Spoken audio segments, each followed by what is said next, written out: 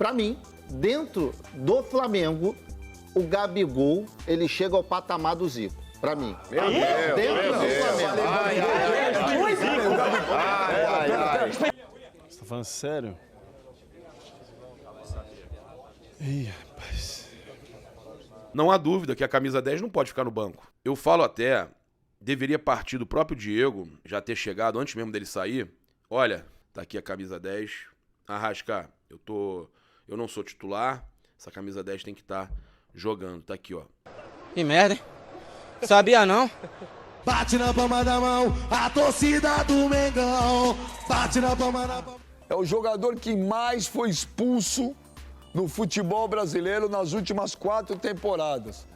Dos 7 cartões vermelhos, só um foi por falta.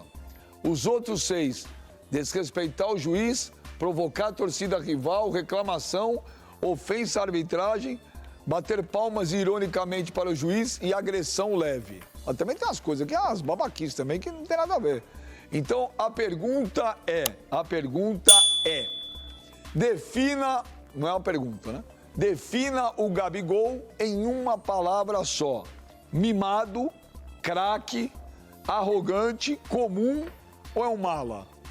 O Sheik, ele é craque? Craque, reverente. Acho que tem... O Gabigol, ele talvez seja aí o último dos que realmente me representam. Cara que faz gol, artilheiro, provoca. Ele tá em outro... O Gabriel tá em outro nível. Ele tá em outro nível. É um cara que hoje ele não é só um atleta profissional de futebol. Não. É um cara que virou celebridade por tudo que ele fez dentro de campo. Celebridade? E não adianta, mano. Não adianta você vir aí com o seu porque o cara é craque. Mas, ó, Tá causando aí. o Gabigol é craque. Pra mim, Craque? muito craque. De brincadeira, Muito tá craque. banalizando a palavra craque. Ele é pra mim, ele é um baita de um atacante, mas craque. Se o Flamengo conquista o título mundial com Gabigol em campo, mas se porventura isso acontecer, pra mim, dentro do Flamengo, o Gabigol, ele chega ao patamar do Zico. Pra mim. Meu Deus, Dentro do Flamengo. É que o Edinho fala na hora. Dentro do... Olha só. Pai do céu, vou embora. Dentro do Flamengo. Tudo de título que o Zico ganhou dentro do Flamengo. Tô falando a história do Zico fora do Flamengo. O Gabriel vai ganhar também. E merecidamente eu reconheço o Gabriel tão grande quanto o Zico. Meu Deus. Não. Bora. Vim aqui na Bora aí, Paulo. Mas eu vou ter que... Não, chega. Aí o cara tá exagerando. Arruma uma foto do Gabigol pra esse cidadão aqui.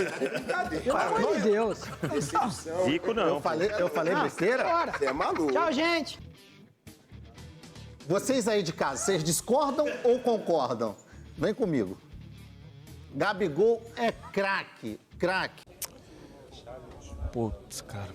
Comece a pensar agora já na classificação para a final da Libertadores, que eu acho que é motivo de muita felicidade, de muita comemoração para o torcedor do Flamengo, né? Chegar mais uma vez na final da Libertadores, a terceira em 4 anos. E a gente hoje vai saber quem vai ser o primeiro classificado, né? Porque mesmo o Flamengo ganhando de 4-0 o Vélez lá na Argentina, não é garantia. Não tem como você dizer que o Flamengo está classificado. Tem o segundo jogo. São 180 minutos. A gente sabe que o Flamengo encaminhou muito essa classificação, mas a gente tem que respeitar, né? Eu acredito que o Flamengo consiga vencer essa Copa Libertadores, ser campeão. A gente tem que acreditar sempre, né? Não adianta ser pessimista, mas eu prefiro muito mais, pelo espetáculo, a chance de uma revanche do que enfrentar o Felipão. Mas para quem que você gostaria mais que fosse para a final? Palmeiras. Simples, pelo bem do futebol, pela rivalidade, pelo revanchismo, pela chance que o Flamengo pode ter. Imagina uma situação. O Flamengo vai para a final, o Pedro já é o craque da Libertadores, acredito eu, e o artilheiro, né, com 11 gols. E vamos dizer que o Pedro faça mais 2 ou 3 gols aí contra o Vélez no Maracanã e atinge uma marca que ninguém jamais chegou perto. E vai pra final o Pedro podendo ser o craque da competição, o rei da América e artilheiro. E aí a gente teria um Flamengo e Palmeiras com chance de revanche e com chance do Pedro ser o craque, o rei da América. E eu acho que a final contra o Filipão, contra o Atlético Paranaense, é totalmente... Qualquer uma das duas, né, por ser um jogo só, é totalmente imprevisível. Qualquer uma das duas equipes que vier vai ser muito difícil, mas nesse momento eu preferi enfrentar uma revanche, enfrentar o Palmeiras. E a gente vai saber primeiro quem é o finalista do lado de lá, para depois definir o lado do Flamengo, que já ficou bem encaminhado, mas a gente tem que ter cuidado, né, e ter respeito. Bem, vamos lá. Lá no Charla Podcast, eles levaram aí o Dorival essa semana, mas também levaram o Marcos Braz. E eu fiquei de falar com vocês aqui sobre a questão do Arrascaeta, né? Camisa 10. Quando será que o Arrascaeta vai receber a camisa 10? A camisa 10 que hoje tá com o Diego, que está sendo super contestado pela torcida, foi defendido pelo Dorival. Não há dúvida que a camisa 10 não pode ficar no banco. Eu falo até, deveria partir do próprio Diego, já ter chegado antes mesmo dele sair. Olha, tá aqui a camisa 10. Arrasca, eu não sou titular, essa camisa 10 tem que estar jogando. Tá aqui, ó. Ah, não quer usar? Quer ficar com a 14? Beleza, mas oferece. Chega lá e ó, tá aqui, ó. A camisa 10 está à disposição. Eu acho que era o que o Diego deveria ter feito, era o que o Diego deveria fazer. Quando ele convocou aquela coletiva, eu achei que fosse para isso. Eu achei que poderia ser uma das possibilidades ele entregar a camisa 10 pro Arrascaeta. Seria muito digno, seria muito legal. É uma possibilidade aí na reta final dele fazer isso. Ele que fica no Flamengo até o final do ano, depois ele falou que não joga em time do Brasil, né? Pode encerrar a carreira. Mas seria legal agora, pegava aquela camisa 35 dele, pegava a 10 agora e já falava, Arrasca, ó, antes de eu sair, hein? Antes de eu ir embora. Tá aqui, ó. Merecimento, você tá jogando muito, você é titular. O Marcos Braz falou o seguinte, eu entendo a posição do Gerson, Canhotinha, a situação da torcida do Flamengo, da mágica da camisa 10 do Flamengo. Eu entendo isso, mas acho que vamos resolver na hora certa, sem nenhum problema. Na hora certa a gente vai fazer o melhor pro Flamengo. Cara, isso não é uma coisa que tem que ser resolvida pelo departamento de futebol e nem pelos dirigentes do futebol. Não tem. Isso é como eu falei, tinha que partir do próprio Diego, de entregar a camisa. Você não vai pegar e tirar a camisa 10 do cara. Você não vai fazer isso. Tinha que partir do próprio jogador. Já anunciou que no final do ano, pelo menos no Flamengo, não renova, né? Não continua, que é o Diego Ribas, que tá aqui há um tempão, ganhou tudo que é título. Tem uma história maravilhosa. Tem uma história maravilhosa. O Diego marca a mudança essa virada do Flamengo, investimento, né? Do Flamengo. Sim. Eu brinco que o Aeroflá nasceu com a chegada do Diego. E é a situação assim, impressionante, que recupera no YouTube aquela chegada. Sim. Só que hoje, o Diego vive numa situação onde que ele lida muito bem com isso. O Diego não se destempera, não agride ninguém na internet, mas tem uma galera sistemática. Ontem eu tava no jogo, eu fui lá acompanhar o jogo, e uma galera em cima. Eu queria que você, Dorival... Que um líder importante, fez parte, né, de um dos gols mais importantes da história do clube, né? Vinha de um problema máximo que ele nem voltaria a jogar naquele ano, acelerou a volta dele. E você, como um profissional da bola, experiente, jogou bola, família do futebol... Queria que você falasse um pouco da relação sua com o Diego aqui, da importância do Diego, assim, aí fica a sua parte se você quiser abrir isso, mas eu já ouvi o papo de que ele foi muito importante na sua chegada, você utilizou ele até como um elo ali no vestiário, e que o pessoal fica aqui no nosso chat, tava ali, pergunta pro Dorival se ele vai continuar usando o Diego não dá mais, então eu queria que você falasse do Diego, a importância dele e por que você escala o Diego.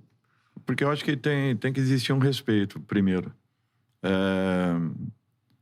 O Diego, as pessoas talvez não saibam e não o conheçam tão a fundo. É um dos jogadores que mais trabalham, mais treinam, mais se dedicam, mais se entregam, mais assumem um compromisso. E um profissional desse, ele pode talvez não vivenciar o seu melhor momento, mas ele não deixa de ser importante, e muito importante. Às vezes, quando você perde um jogador desse tipo, num grupo de trabalhos, você paga um preço muito alto. As pessoas não entendem isso, porque acham que a única resposta que um atleta dá é dentro de campo, e nem sempre é só dentro de campo.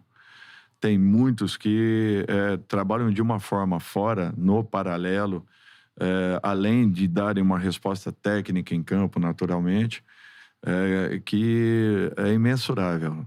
E o Diego é um desses jogadores. Então, nós temos que ter essa consciência. E o Diego, enquanto estiver dentro do Flamengo, enquanto eu mereço a confiança da diretoria e do próprio torcedor, o Diego vai ser respeitado, assim como todo e qualquer atleta que aqui esteja. E é muito importante a palavra dele, se você diz que é um cara que se dedica muito, então ele surge como um exemplo também para os jogadores que estão, né? Por estar mais tempo no clube, enfim. E às vezes as pessoas também não entendem, né? Por que está dando certo, né, com um determinado clube? É porque você sempre tem 3, 4 ou 5, às vezes mais, jogadores que entendem a história do clube, vivem a história desse clube e se mexem para que as coisas não caminhem de uma maneira normal. Então, é essa ativação que exista dentro de um ambiente de trabalho que faz com que essa roda ela continue girando sempre. Então, esses jogadores que talvez não tenham ou não deem uma entrega total técnica em campo, não é o caso do Diego, eu estou falando de um modo geral. Esses jogadores têm um peso muito grande dentro de um vestiário. E isso poucas equipes possuem. Por isso que algumas equipes alcançam resultados que poucas alcançam. Sim. É porque você tem dentro do seu grupo de trabalho um número elevado de jogadores de alto nível e que se responsabilizam por administrarem um vestiário dessa forma. E eles acabam sendo pessoas confiáveis por parte da diretoria, da comissão técnica, ao ponto de auxiliarem em todas as demandas que existam dentro de um ambiente de trabalho. Qualquer clube que seja, médio, pequeno ou grande, você precisa e muito. E é um tipo de profissional escasso no mercado, que poucas equipes possuem.